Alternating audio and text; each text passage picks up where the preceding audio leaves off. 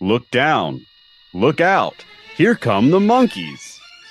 Micky, David, Mike, Peter.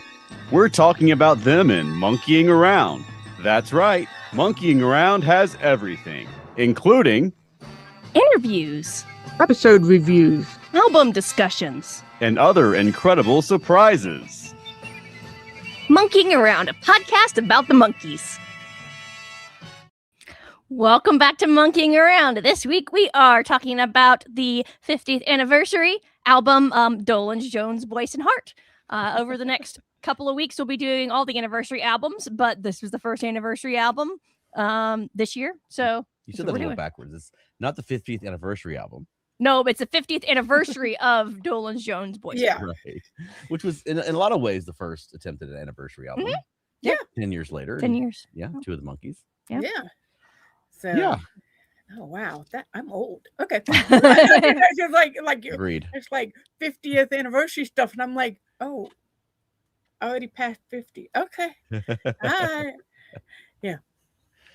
Yeah, so for the next several weeks, we're going to be doing, I think next week we're doing Pull It, and then Just Us, and then Good Times.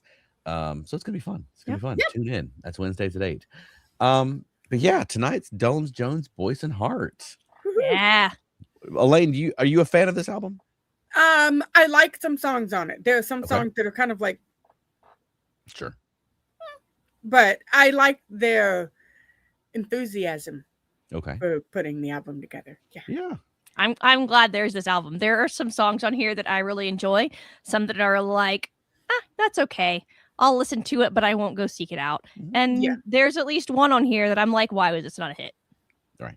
Yeah. And I don't understand the two they decided to open up the album with. I think that they made a mistake on the opening two songs. And there was one song on this album you said, why is this on this album? When we were listening to it last night. I like it. I think it's fun. It's not a Monkees record, but it for 1976 is the next best thing. Yeah. Yeah. And it's definitely a mid-late 70s album. It's got some of that yacht rock kind of thing going on with it a little bit. There's several songs in here that I could have been in like Guardians of the Galaxy. Yes. Yeah. And there's one song that reminds me of a Styx song. And Matt, when he was listening with me, he's like, there's some elements of prog rock. And he said, oh, but you said Styx, which is prog rock. There is a little bit, so. Okay. Well, we had a comment before we even got started. Robert Thomason said, just spent the last 40 minutes listening to this album as it has been a while. It has its moments. Yeah. Yes. Yeah, I think we'll probably agree with that as well. And now the way for anyone who's listened to we went through all the classic Monkees albums, right? On our podcast, when it was just an audio podcast, but we don't typically go track by track. Typically we do it more conversationally. So we'll start off with sort of like what songs we liked, what songs we didn't like, get into various discussion topics regarding the songs, that sort of thing. Like you would, because we're just talking about it with friends rather than, we're not writing a book. No. If you want that, go to the Mixing Links or to Andrew Stadipal's book. Oh, yeah. Yep. We had another comment here from Devin who says, hi, guys. Hi, Devin. glad to Thanks have for you. joining us. Oh, Ben says, I Remember the Feeling is probably the only song I enjoy on this one. You and I is okay too. Justice version is better for that one. Yeah, Remember the Feeling is the one where I was like, why was this not a hit? Yeah. You want to just start with I Remember the Feeling? Yeah. Because that to me that's the runaway best song on the record. Yes. Yeah. I don't understand why it's placed next to last. Yeah. If this was a Monkees record, that's probably where like Pleasant Valley Sunday or something would be, right? I Remember the Feeling. I think that should have been a radio hit. That's kind of astounding. I think if I'd gotten some airplay and gotten some penetration, I think that really could have taken off. Yeah.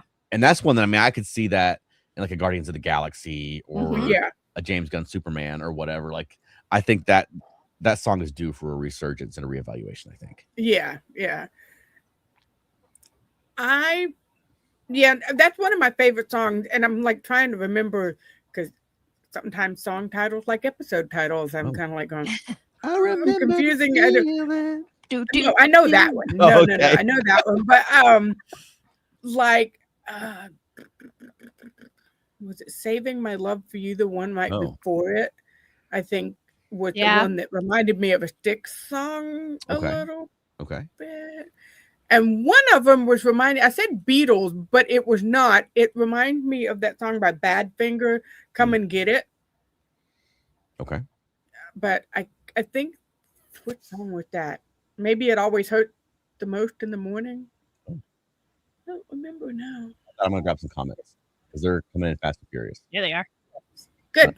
Steven says, promoted as the Monkees in 16 magazine in 1975. Wow. Okay. Devin says, I have never heard the album. Listen to it. There's a lot of good. Robert Thomason says, I remember the feeling. Okay, I guess. Sounds like a 1966 Boyce Hart track. It's a little more hard rock than their 60s stuff, I wouldn't say feel it's like. hard rock. Well, not hard rock, but it's harder, I guess. Okay. Ben says it's probably placed there to make you listen to the whole album. Question. True. In the 70s, was this still coming out on records, or were they to 8 tracks or cassettes at this point? Because I don't remember, because I was not conceived yet.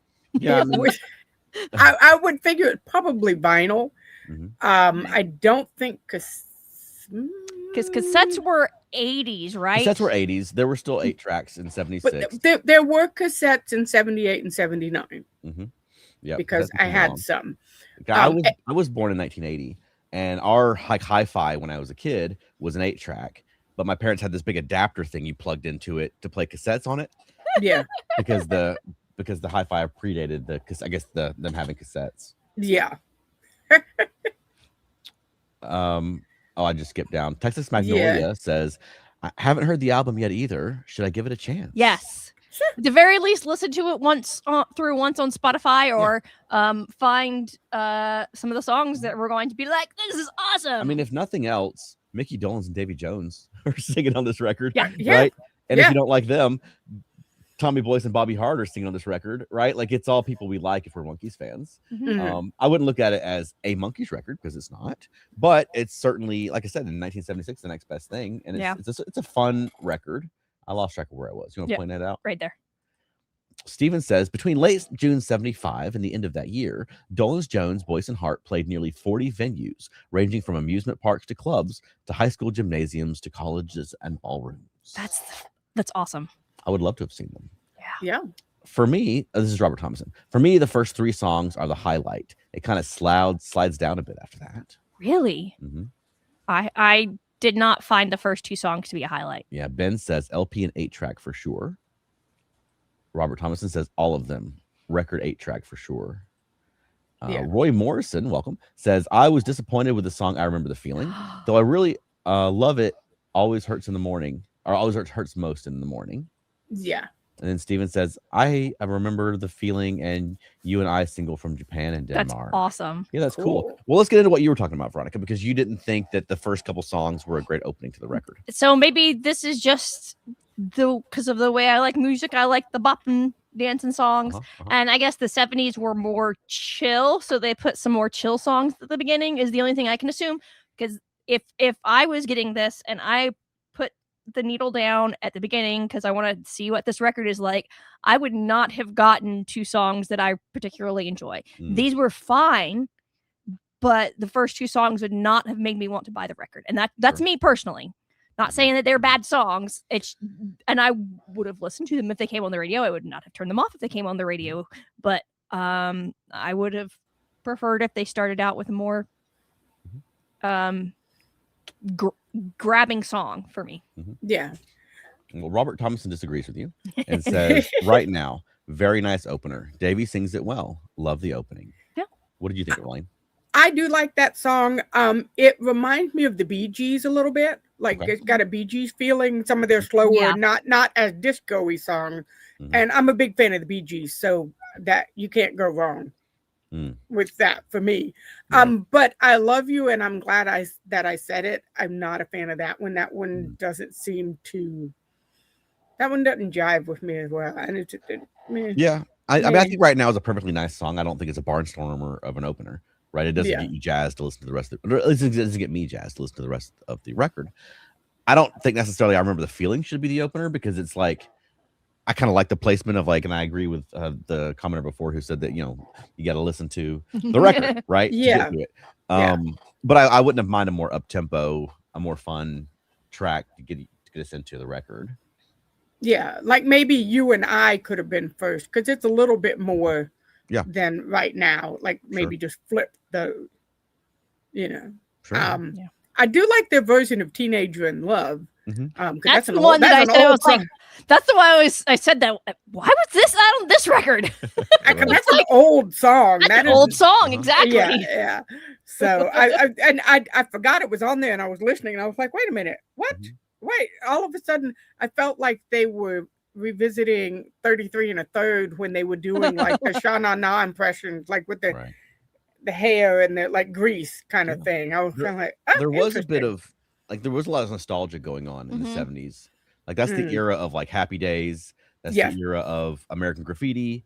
The Beach Boys, I Love You was, you know, they were leaning into a lot of that, like the stuff from when they were teenagers, you know. They're nostalgic for it now that they're in their 30s, and I think probably that's the same sort of thing here. Is they're sort of leaning into that nostalgia, and I think Henry Diltz played banjo on that track. He did. I saw that. I was like, oh, and don't forget Laverne and Shirley. If you say Happy Days, you have to have Laverne and Shirley. That's true. That's true. Well, and didn't Mickey audition for the Fonz? So that's true. Yeah, I heard that. Robert Thomason said, "I love you, and I'm glad that I said it. Bobby Hart's vocal masterpiece, an extremely pretty love song. This was my favorite from the album on first listen. Great harmony. It did have really great harmonies. I did like that a lot. Yeah, and it is. It's a great showpiece for him. Yeah. I think we're here. I remember this is Steven. I Remember the Feeling was released in the USA, Japan, Denmark, Australia, Pakistan, and the UK. Interesting. Pakistan. And then Robert Thomason said, "You and I prefer the Justice version. Great lyrics, but the instrumentals are a bit too sparse. Still, I like it very much." Yeah. Veronica, do you remember the Justice version? No. Okay, well then we'll revisit that. We'll revisit it when we get to it in 2 weeks. Yeah, in 2 weeks. Yes. Yep. This one of those tracks that there's too many songs from the same. I hate when there's two songs from the same band that have the same title. Yeah. You know. Yeah. That I guess the instant replay version I like that song better than... that's the one that's like really like hard rocking kind of compared to this one. Right. Yeah, I mean, for me, I guess side 2 is probably stronger than side 1. I mean, I like all the songs. Sail on Sailor didn't do it as much for me. That one feels quite yacht rocky to me. Teenager in Love, I like the song. You know, and I don't mind their rendition of it. It's really nice. I don't know that I would have chosen it to be on this record. Right. I like it just fine. Steven says, the group was on tour right through the holidays, playing a series of dates in the American Midwest, including a December 25th show in New Brighton, Minnesota. Wow. Okay. Thank you for that. That would have been a very cold show. Devin says, I love the Justice You and I version. Have you heard the live recording that's on the 7A reissue? No. It's like from that 7A reissue of Dolan. I probably did. We listened to this multiple times when we were traveling a few years ago. It's been a while since I've heard it. And I do want to say, as a side note, my music listening capabilities are a little warped at the moment. So some songs some songs may be great. They just sound weird to me right now. So you know. Yeah. All right. I'm trying to figure out where right there.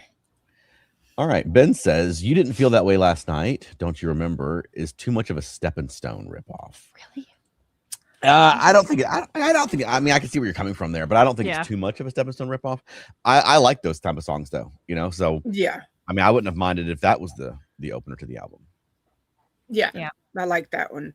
Is that the one that I'm getting them mixed up in my head, but that may have been the one that I thought sounded kind of like a Beatles song, but actually was a Badfinger song, maybe. Oh, okay. It always hurts. This is Robert Thompson again. It always hurts most in the morning. I hear Peter singing this type of song. Pretty decent song. The a cappella part of the song is a nice hook. Okay. Yeah. I can see that. I can definitely see Peter singing that one. Yeah. Yeah. I mean, What do you think of this? I mean, it's sort of like the proto Monkees reunion record, right? You don't have Right. all four, right? But you've got Boyce and Hart, who were, I mean, they were hugely instrumental in the Monkees sound, and then you've got Micky and Davy, who in a lot of ways were the voices of the Monkees, right? Right. I mean, and I'm not saying that to disparage, Mike or Peter, because I love Mike and Peter, but I mean, Micky sings the hits, most of the hits, and then Davy, obviously very, ballad heavy, but also Daydream Believer, things like that. I call Daydream Believer kind of a ballad, though. Okay, well, I can see that. Yeah. Well, because I know that they offered it to Mike and Peter, but they were like, no, thank you. Right. And so, and they couldn't use the name The Monkees, so they had to come up with something else. And this was supposed to be like the reunion album, but. Well, I mean, let's detour to that for just a moment. I mean, what do you think of the name? It can be a mouthful, and I have to think about which order. And it's not even easy to do the initials, like typing it. Like Pisces, if I'm typing it out, I can do PAJC, like PACJ. It's easier to do, but Dolan, Jones, Boyce, and Hart, that's hard for me to do. I feel like Elmer Fudd trying to say it all together. So. Yeah, I mean, I can see what they're going for, because Boyce and Hart were obviously known by Boyce and Hart. Yeah. Excuse me. And I mean, you're adding Dolenz and Jones to it, who are recognizable people, and it's kind of like the Crosby, Stills, Nash and Young thing. But I think Crosby, Nash and Young rolls off the tongue a little more easily than Dolenz, Jones, Boyce and Hart does. Yeah, especially if Dolenz and Jones, those in that order. Maybe if they, I know Jones. No, it doesn't work. Jones. No, it always has to be alphabetical. That's why Boyce and Hart are in that order. Yeah. According to the autobiography. Okay. You're talking about Psychedelic Bubblegum? Yes. Okay. Yeah. Yes, because they had discussed that. Okay. And they went by first letter of last name. Okay. But that's Dolenz, Jones, Boyce, and Hart is not alphabetical. No. But it's the two pairs. Monkees is alphabetical, and then Boyce and Hart is alphabetical. Yeah. Otherwise, it would have been Boyce, Dolenz, Hart, and Jones, which isn't any easier. No, none of it's easy. Okay. Well, Robert Thompson has a suggestion. He says, DJ like radio, Boyce and Hart. DJ Boyce and Hart. DJ Boyce and Hart. I can do that. But I can't imagine that Micky and Davy would be okay. No, but I do like how what about DJ BH radio? Because there was a joke in there about BH radio, and it was obviously Boyce and Hart radio. DJ BH. That would have worked better. Yeah, I think DJ BH does roll off the tongue a little more easily than Boyce and Hart.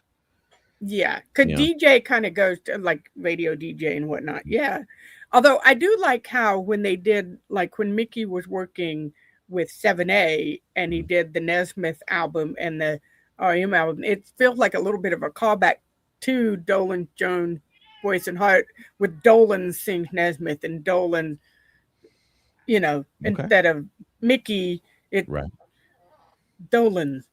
So yeah. We were listening to a podcast one time, and it was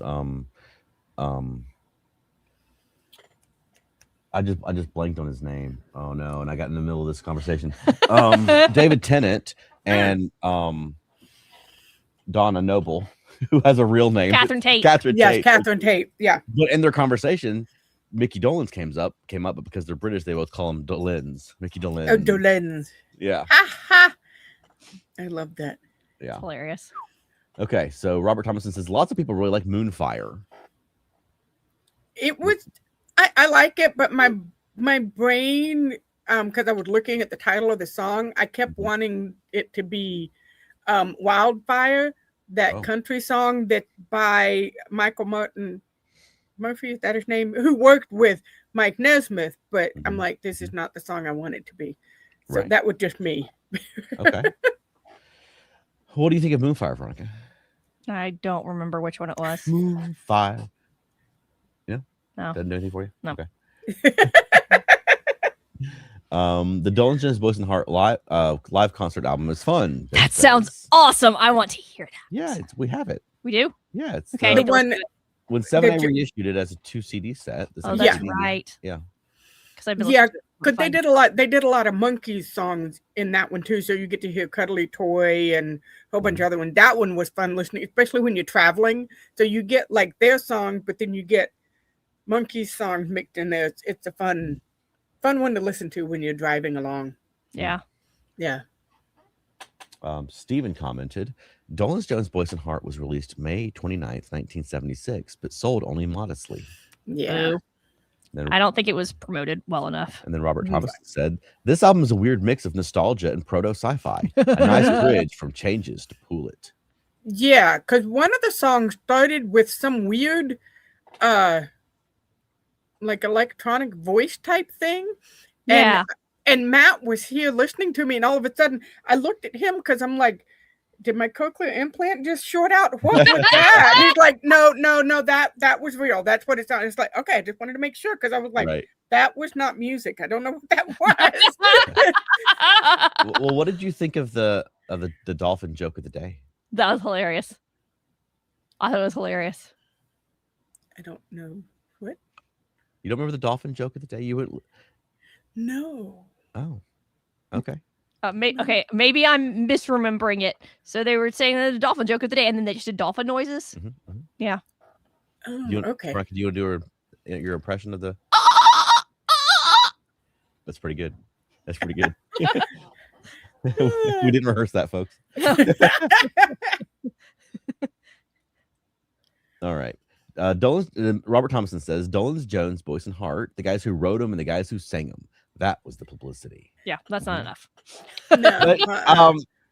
But, there was a nice comment made earlier. I think that Robert's comment that this is a nice bridge from Changes to Pool It makes a lot of sense, right? Because you're looking at the Monkees lineup through the albums, right? And you have the 4 of them, and then you have the 3 of them, and then you have the 2 of them. It's just Micky and Davy on Changes, and now you've got Micky and Davy with Boyce Hart, and then in Pool It you've got Micky and Davy with Peter, and then you've got the gang back together for Justice. Yeah, you know, that is a nice. Yeah.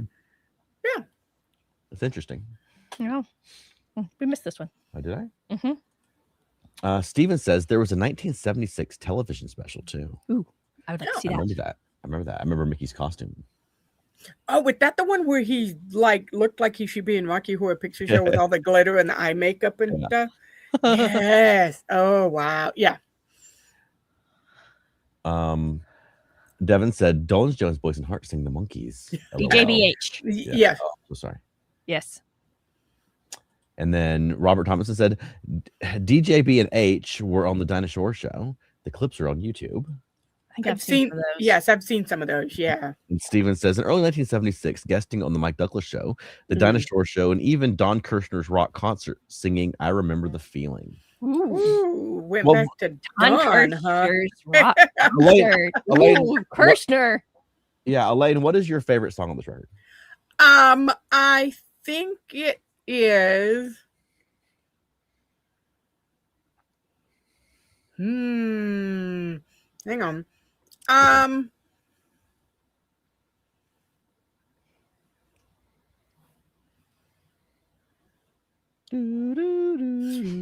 may be Saving My Love for You. I did not like Along Came Joan because that seemed like a vaudeville.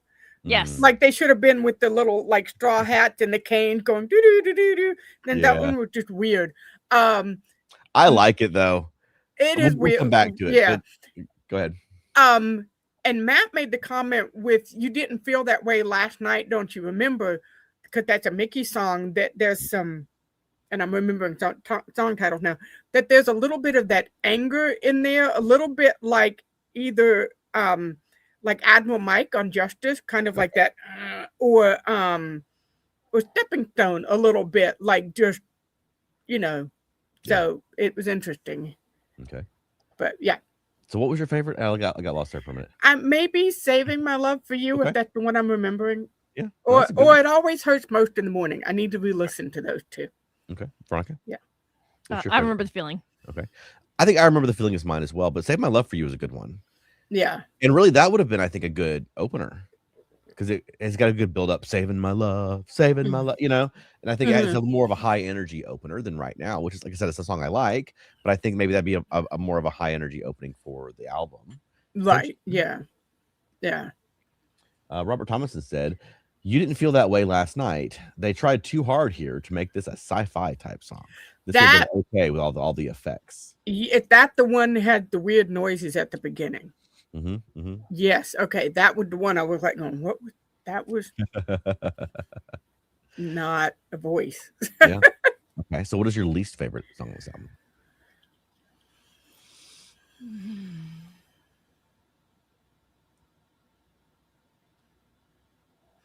Just from what I heard today, maybe Along Came Jones, but I can give it a second chance. That's not saying I hate it. It's just of the one, it would kind of seem the most out of place. And that's even with Teenager in Love being on there, because they kind of changed. Teenager in Love was changed just enough where it sort of had the 70s feel to it, where Along Came Jones was a vaudeville thing for me. Yeah. What about you, Veronica? I don't know. I can't remember if it was Right Now or I Love You and I'm Glad I Said It. Okay. That was So the ones that I was like, care much meh. for the first two. Yeah. Okay. I didn't care much for the first two. I don't dislike them. Yeah, I mean, I'd probably go. I wasn't wild about Moonfire, if I'm being honest. Yeah. I don't remember which one Moonfire was. I don't remember the song. Moonfire. No. Okay. I'm not singing the whole thing. I don't want to get a copyright strike. I don't dislike any of the songs on this. I want to go back to the Walking though, because, and I know I'm like an old lady, but I like the old like Paul McCartney's Granny songs, and like I'm the person on the podcast that always defends Ladies Aid Society. So Walking Jones, like the vaudevillian thing, is kind of up my alley, you know? Yeah. I think it's fun. And I think it gives it sort of a Monkees feel, because the Monkees had silly songs. Well, that's true. That's true. Gonna Buy Me a Dog or Ladies Aid Society, things like that. And the Beatles did the same thing. It was very much a 60s thing. Well, considering who wrote the song, they did a lot of songs for Broadway, so it makes sense that I would listen to it and think vaudeville, because Lieber and Stoller did Broadway songs, so that stage vibe going on. Yeah. I'm sorry, I just saw a comment and I love it. Yeah. Robert Thompson has a spoiler for next week's show. None of these songs are worse than She's Moving In with Rico. So no. Long live She's Moving In with Rico. Steven says the whole album is a win for me. Ben says my least favorite was Teenager in Love. I enjoy that song. I don't think it belonged on this album. Yeah. But since I like the song, it was not my least favorite. It was the one on that, and Sail on Sailor I don't feel like fit on this album. Yeah, I would ask, my follow-up question to Ben would be, do you dislike Teenager in Love, or do you think it doesn't fit on the record? Right. That makes sense. And then Ben says, I've never heard it, but supposedly there's a verse with Mickey cut off from Sail on Sailor.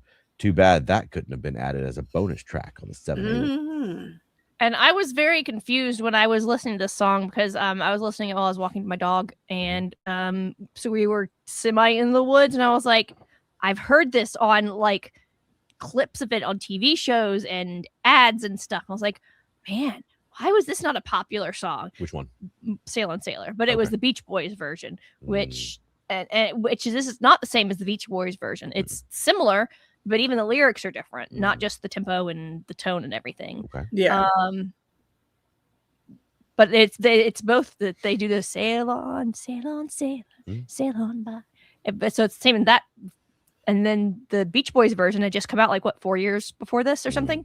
Yeah. So I don't understand why they put that on there, because it's not a Boyce and Hart song. It's not a Monkee song. And the Beach Boys had just done it. Yeah. Yeah. Yeah, I mean that was something that was common in the 60s as well. Like if someone had a hit song, like everyone did it. And there was a lot of covers going on back then.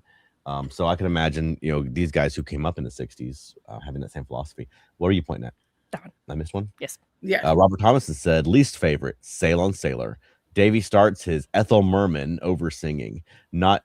Just not a very interesting song. Yeah. I can see that. Yeah. Yeah. Yeah. Oh, and then Robert Thompson had pointed out that we missed his comment. Yes, that's how I realized. I was like, wait, what comment? I try to get them all. There's a lot coming in. Right. And we're talking. Yeah. And then Ben commented, I don't think Teenager in Love fits on the album, just my opinion. And yeah, I think that's a valid opinion. You know, it is kind of a weird. I thought the same thing. I was like, why is this on this album? Yeah, you commented about that last night when we were driving around. Yeah. Yeah. Well, okay, question for you, everybody. Yes. Yeah. Why wasn't this record a hit? And I know there's a lot that goes into that, but do you think it was people still had the sort of antipathy for the Monkees because they weren't as well regarded maybe in the 70s as they are today? This is only 10 years after the show started. Is it in syndication yet at this point even? Yeah, it was. Yeah, Saturday morning reruns were going on. Oh, well, maybe. So it may have been that the original people that they got had kind of aged out and they thought it was childish because it was on Saturday mornings, but and this was a little too adult for the younger crowd that was listening to it, because this was probably like preteen, what we call preteens now, that were watching the Monkees in the 70s, I'm assuming.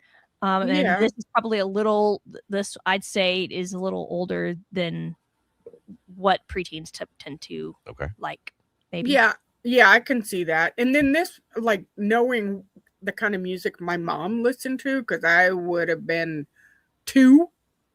almost two. This was something my mom would have listened to. And my mom was not a Monkees fan because she was like a grown-up when the Monkees I feel came like on. this is not something that you would have listened to unless you were a Monkees fan and like this type of music. Yeah, and that's not a Monkees record, so you had to be able to make the connection and know that there was a connection there. Because I mean, unless you happen to have come across it, you wouldn't necessarily know about it. I don't think there was enough promotion on the radio for this. Yeah, I don't know that they were. I mean, they were a strong act in the sense that they're a group of talented guys who were popular a decade earlier. Both Dolenz and Jones and Boyce Hart. But I mean, I think there were a lot of that pervasive attitude towards the Monkees. I think was even more pervasive in the 70s. But I mean, even back in 2016, when you made a comment to your mother, Veronica, that we were listening to the Monkees, and she commented, "You know, they don't play their own instruments." Right. And like that's the first thing she said. And that like was 2 seconds in. Yeah, that was 50 years later. Yeah,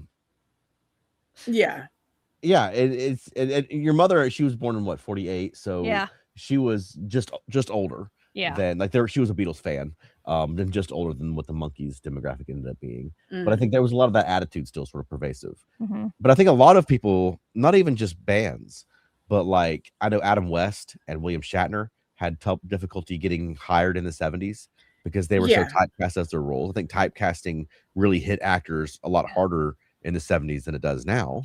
And they're both very talented actors, right? So I think that probably it's a combination of factors. But I think maybe the world wasn't ready yet for the return of the movie, right? Well, and also it may have been a little like they almost looked at it kind of a novelty act. Like this is all they were going to do with this one album. It wasn't they because they're too novelty. They're not going to go on and become the next big quartet, right? Super band thing. Sure. I would love for them to have, though. That would be fun. Yeah. So Robert Thompson commented, the guy who signed DGBH to Capitol was let go, and the new regime just let it slide with no promotion. Yep. That's lame. Devin says, Alan Parsons Project dropped their debut album in May of 76. Cool. Yeah. Steven says, poor record circulation and not enough publicity. Ben said, I heard there was a management change at the record label and the enthusiasm for them just wasn't there with the new management. And so it didn't get the promotion from the label. Yeah. And then Robert Thompson said, didn't play their instruments. That all propaganda never dies. I know, That's right? what it was like. Yeah. 50 years later, that was still the first thing she thought of when you told your mother that we're listening to the Monkees. Yeah. Right. So I think there's probably even a stronger sentiment in the 70s. But I think it's a shame because I think there's a lot of good stuff here. And I mean, I remember the feeling is a song that I mean, I know not everyone in the comments is as enthusiastic as I am about it, but I think that's a song that really could have been a radio hit. And yeah, I'd love for like a James Gunn or somebody to grab that and give it a resurgence. And, that would be cool. Because that happens a lot of times through movies where some song, a relatively obscure old song or one that's sort of faded from memory, gets a new lease on life because it's featured in a big scene in a movie, you know? Yeah. And that would be a way to get my kiddo into music because he's watching his way through the Marvel universe. So he has seen the first two Guardian of the Galaxy movies that he had not ever seen before. And he was like the music. And then this morning we were on the way to school and Rascal Flatts Life is a Highway came on, but the album art they showed was for Cars. And he goes, with that song for the movie? I said, no, they took it. It was a song already and they used it in the movie. And he goes, oh, so it's like all the songs in Guardians of the Galaxy. I said, yes, very much so. It was a song that the director liked. And so that's how you get, he's like, I knew they were old songs. So that would introduce a whole new generation of here's what we should do. We should edit I Remember the Feeling into a copy of Guardians of the Galaxy 2. Yeah. And then trick your son into watching it. And then we gauge his reaction to see if he becomes a DGB8 fan. Yeah. Well, and then I mentioned how, I'm a believer for a certain generation with Smash Mouth and not the Monkees. Yes, I know. And he was like, well, what about my oldest son? I said, no, because he was already very well aware of the Monkees before Shrek came out. Right. And I think that's why the Monkees had such a big resurgence in the 80s is because the teenagers that were fans in the 60s were adults with kids that were preteens, possibly teens. So they were like, listen to this awesome music. Not that the kids necessarily listened to it, so they were probably getting their old fans. I was the weirdo who found it all on my own because my parents were older parents. They were not into the Monkees at all. It just... I never knew that my dad was, for instance, in the Monkees. But then, back when 2016, when we sort of deep dived into them, and I was talking about the Monkees, and I mentioned I was sort of naming them off and talking about them, and I was like, Mickey and Davy and Mike, and then I fumbled for a second. My dad was like Peter Tork, right? Because he's of that generation. My dad was born in 51, so he'd have been 15 when the show started. Oh yeah. And at some point in my life, I discovered my dad had a guitar, because if you were a teenager, especially a teenage boy in the 60s, you owned a guitar at some point, right? Everyone was going to be a musician at some point. Even if it only lasts for a day. Yeah, I mean it's, but that's something that bands like this has sort of inspired people to do. All right, I'm going to read this comment, Veronica. Supercalifragilisticexpialidocious. DJBH. Supercalifragilisticexpialidocious. There you go. Good job, Elaine. And then Robert Thomason said, that was Devin, by the way. Robert Thomason says, MTV did it without any of us original fans pumping them up. It was all us little 13-year-olds. Again, right? So we got to figure out how to get 13-year-olds to listen to the Monkees and Dolenz, Jones, Boyce Hart. Right?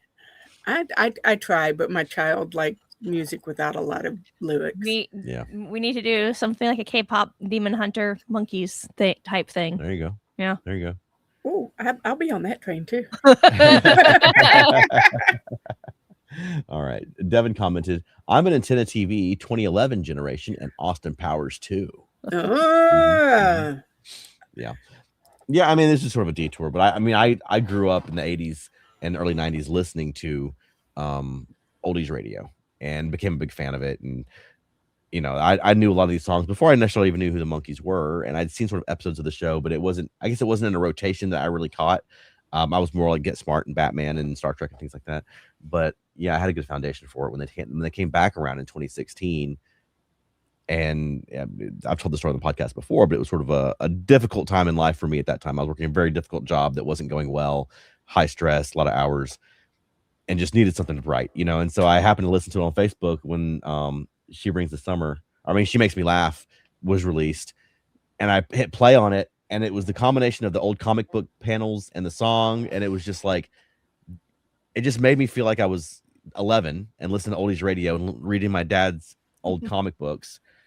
And it just grabbed me, and I went down the rabbit hole from that song. And I'm thinking about that because today's the 10-year anniversary of She Makes Me Laugh being released. And it was like, wow, that's, it's not every song you could say like, oh, that was a life-changing song for me. But in this case, it was, because that sort of 2 years after that, we were dressing like the Monkees driving to New York, right? Like we went down the Monkees rabbit hole hard. Yeah, and it's interesting because Jody Gritson posted on her Facebook page today about like, hey, what's your good times top 3 songs? Mm-hmm. And I mean, obviously, number 1 is Our World, Our Own World, and then number 2 was You Bring the Summer, and number 3, I was torn between Good Time and She Makes Me Laugh, but I had to do She Makes Me Laugh because it was like the song that got us into it. Mm-hmm. And we'll get into more of that in a few weeks when we Yes. get into Good Times again. So stay tuned for that. Yes. We got a little bit off course there, but I mean, final thoughts. Like, what do you feel that this is a record? How likely are you to put it on? How do you like the songs? It's not going to be one of the top ones that I grab. Okay. But I feel like if I was making a Monkees playlist of my favorite songs, that I Remember the Feeling would be on it. Okay. Yeah. We should do a podcast one day, like the best Monkees songs that are not Monkees songs. Yeah. And Elaine, what do you think? What's your verdict on this album? I enjoyed the album, but again, I probably wouldn't have, like, if I was making my playlist, I wouldn't have every song on there. Right. But I would like favorite the album, so if it was randomly playing things, I wouldn't be mad if any of these songs came up. Yeah. Yeah. Same. Yeah. Same. Yeah. I mean, this is sort of the first step along the Monkees reunions, right? Like, this is 76. It would be just a few years later. Over the next few years, I guess they're doing Japan. MTV starts playing the Monkees. Yeah. And then they're back in a big way in the 80s, right? Which we'll get into more next week when we're talking about Pull It. Yeah. But no, I think this is a first step. It's not the strongest step necessarily, but there's a lot of good stuff on here. Mhm. And a lot of songs on here that I really like. Some that I think are weird choices. And I think the sequencing could be better. I've never seen this album with great cover art. That sort of thing. I think they have a better title. I think there's a lot of probably reasons it didn't hit. But I'm glad it exists. This is it's to me, it goes alongside it, like Robert was saying earlier. I mean, this goes right between Changes and Pull It, right? It's in the Monkees' journey. Yeah. I'm gonna grab a couple comments real quick. Robert Thomason said, "She Makes Me Laugh" is such a happy, smiley song. Mm-hmm. Steven said, "Concert in Japan didn't sell, and for good reason. It was released only in Japan and didn't appear in stores until 1981. Oh, wow. Devin said, "I'm going to listen to it tonight." Yay! Great. Yeah, listen to it. Robert Thomason said, once in a long while album to put on. Fair enough. Robert also said, so DGBH was the stepping stone. And then Devin said, yes. Yes. Yeah, no, I think it's good. I think it's an integral part of the Monkees story, All right.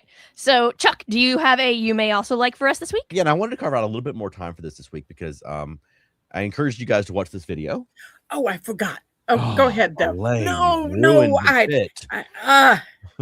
All right, so Veronica and you and I will take the lead on this because Ringo Starr had a new music video out this week. Okay, the song is called "Long Long Road," and I was excited because it's kind of rare to get a music video these days. Oftentimes, you'll get a lyric video, if that. But lyric videos are more common now because they're so much cheaper. And so I was like, great, Ringo has a new music video. That's exciting. He's got a new album out, which is a lot of fun. He's working with T-Bone Burnett again, a lot of good songs on there. So the song Long Long Road is a song that I like, and there's a lot of stuff in the video that I like. But I was watching it and I was just kind of cocking my head to the side, like, there's some really weird looking images. And the premise of the video is that Ringo's driving along in this convertible from, it looks like, Pacific Coast Highway in California through Liverpool and London and New York. And along the way, he's looking out around and he's seeing memories of his life.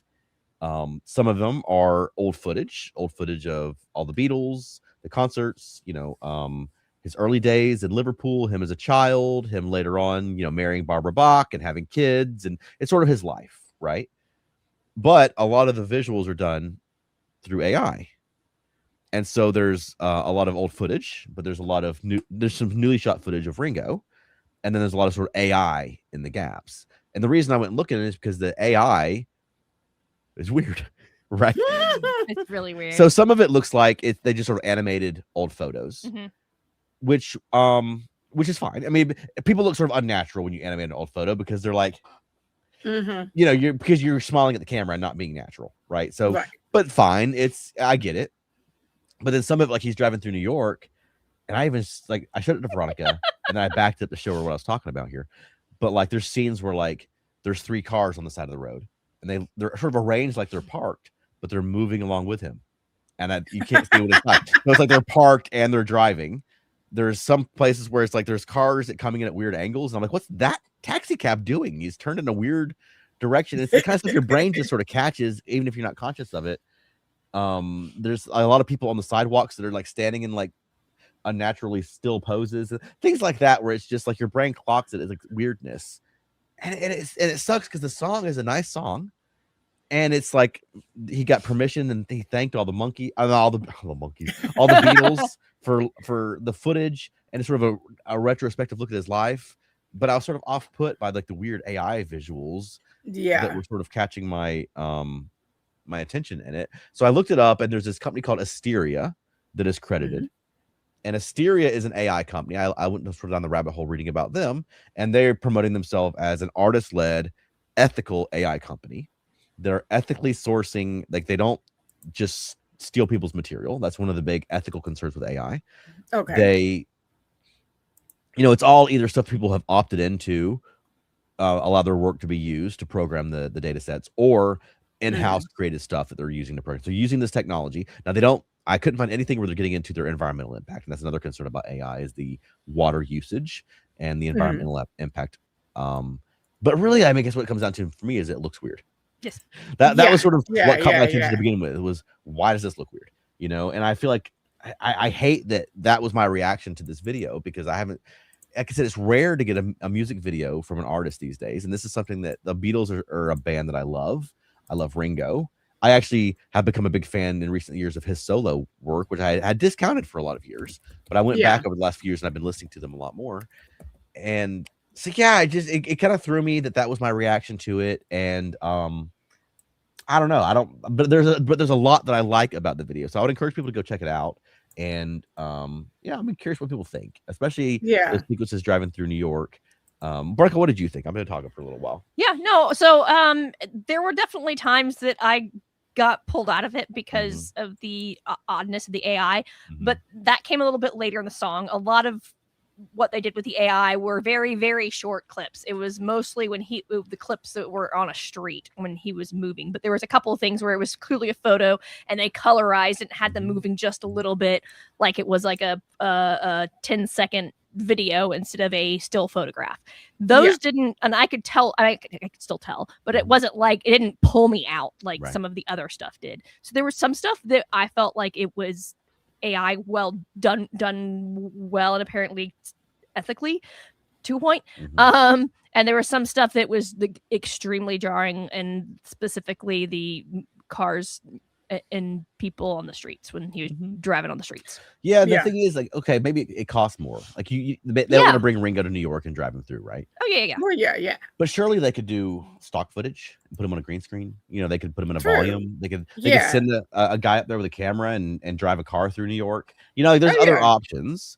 So I just feel like maybe this Asteria, this AI thing wasn't the best option for it. But it's the wave of the future, I guess. It's what everyone's jumping onto. I personally am, as an artist and just as a fan of the arts, not a fan of it. But I can see why people are going that way. And I wonder if this is going to be the new thing.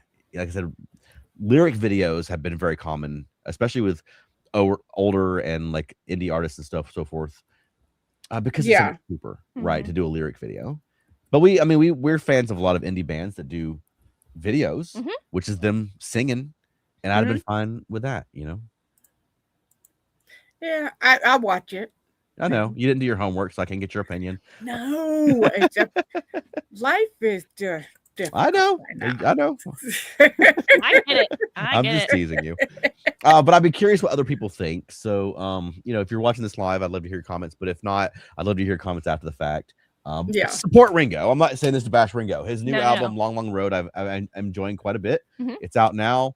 And I think we'll probably do a whole show where we just talk about Ringo and Paul's new albums. Because, how often do you get a month apart Ringo and Paul having new albums? Yeah. When's it going to happen again? Yeah. So we'll probably do some sort of like Kings of EMI sort of, thing. I think it'd be fun. Okay, there are a couple comments that came in. I got some comments real quick. So Steven said 6 months later, the two ex-Monkees launched a tour that continued where DGB and H had left off, billing themselves as the Dolenz and Jones Show. Nice. Sort of history repeating itself there. Yeah. Devin says, so there were some changes again. I like that people are getting funnier. Yeah.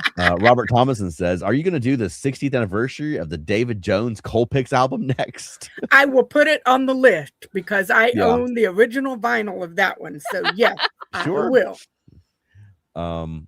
Steven says the Dolenz and Jones Show played into 1977. I have some bootleg cassettes of some Disneyland Oh, shows. nice. Ooh. And our friend Chris McGovern, the Gen X Muse, says hi Chris. So thank you guys everyone for joining us. I love the participation. That makes it so much fun to have people participating at home. Yes. Can I have a random you may also like if you like please but it's a very random, very specific if you also like the episodes of the new Monkees. Okay. There's a show, I've only watched the first episode, but it's called The Amazing Digital Circus. It's animated, it's on Netflix. It's about these characters. They are stuck in a video game, and some of them have been stuck longer than others, and they can't figure out how to get out. And the new girl gets plopped in it, and it's like colors and zany, and it's like it's for the ADHD crowd. And I'm like, yeah, kind of. Maybe I like it that way. But she's like trying to. They're trying to find somebody, and they're opening all these doors. And there's an episode of the new Monkees where they're opening the doors and things are popping out of theirs, And I was like, I'm watching the new Monkees. It's the new Monkee. Hey, so that makes me think of Muppet Babies. Yeah. So they do that too. They open the closet. And I know that's a common thing that they do in wacky comedy shows. But with the colors and zaniness of it all. Yeah. Because the new Monkees, they were colorful. Very, very trying to like Pee-wee's Playhouse, but not quite as successful. That's right. But but what is it called? The Amazing Digital Circus on Netflix. Okay. Yeah. So you may also like recommendations this week are Long Long Road by Ringo Starr and The Amazing Digital Circus on Netflix. Yes. Awesome. Okay. Well, thanks everyone for joining us. So yeah, we're over the next several weeks we're gonna be doing the proper Monkees reunion records. Pool It is up next, right? After that, Justice. After that, Good Times. Yep. After that, maybe the David Jones Coal Picks. I just tripped over my words. Who knows? Who knows what's going to happen? We're not playing that far out. But join us next week. It's Wednesdays, 8 p.m. Eastern. If you're listening to this after the facts on the podcast or on YouTube, join us Wednesdays at 8. You can play the home game. We'd love to hear the comments, and it's a lot of fun. So thank you everyone for joining us. Yes. All right, Elaine, where can people find more of you? You can find me on Facebook and Blue Sky at Monkeying Around on excuse me. And you can also find me on Facebook at Elaine and Matt Watch TV.